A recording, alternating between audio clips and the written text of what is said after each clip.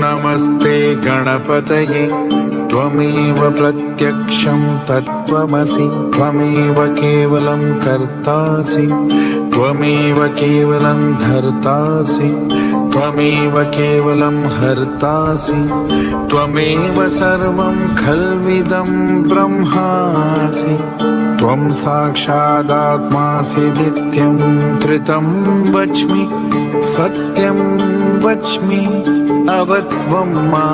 अववक्तारम् अवश्रोतारम् अवदातारम् अवधातारम् अवानुचानम् अवशिष्यम्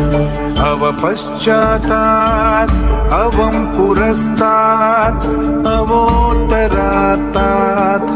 अवदक्षिणात्तात् अवचोर्ध्वात्तात् अवोदरात्तात् सर्वतो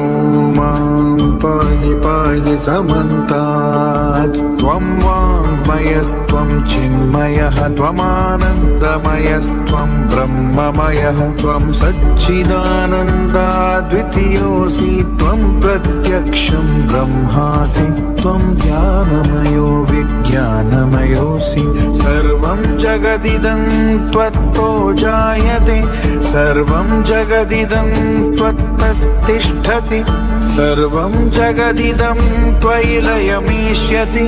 सर्वं जगदिदं त्वयि प्रत्येति त्वं भूमिरापो नलो निलो नभः त्वं चत्वारि वाक्पदानि त्वं गुणत्रयातीतः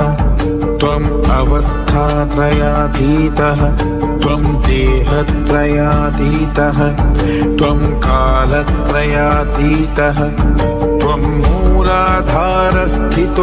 नित्यं त्वं शक्तित्रयात्मकः त्वं योगिनो ध्यानन्ति नित्यं त्वं ब्रह्मा त्वं विष्णुस्त्वं रुद्रस्त्वम् इन्द्रस्त्वम् अग्निस्त्वं वायुस्त्वं सूर्यस्त्वं चन्द्रमास्त्वं ब्रह्मा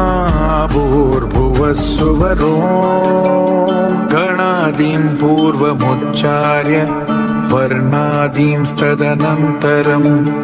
अनुस्वारः परतरः अर्धेन्दुलसितं तारेण रुद्रम् एतत्त्वमनुस्वरूपम् गकारः पूर्वरूपम् अकारो मध्यमरूपम् अनुस्वारश्चान्तयरूपम्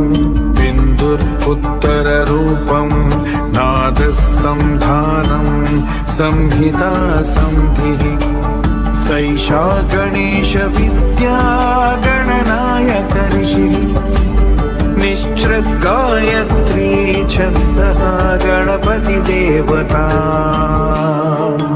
ॐ गङ्गणपतये नमः एकदन्ताय विद्महे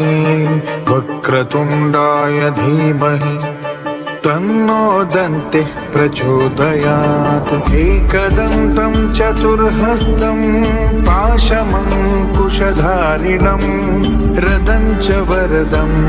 हस्तैर्बिभ्राणं मूषकध्वजं रक्तं लम्बोदरं शूर्पकर्णकं रक्तवाससं रक्तगन्धानुलिप्ताङ्गं रक्तपुष्पैः सुपूजितम्